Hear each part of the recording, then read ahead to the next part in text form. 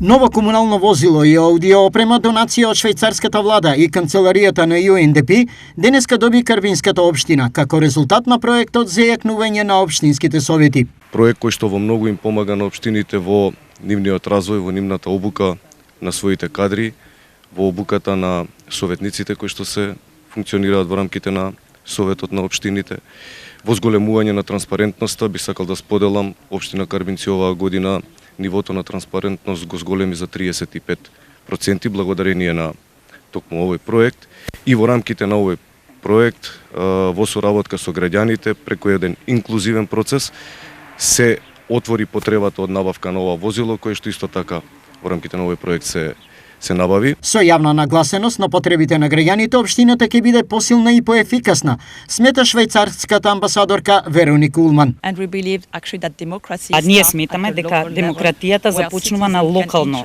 ниво, каде што граѓаните работат, соработуваат со локалните власти, и токму е тоа што овој проект го постигнува, односно интересите на граѓаните се земаат во предвид. За улогата на отвореноста на општината зборуваше директорот на UNDP во Македонија Армен Грегоријан.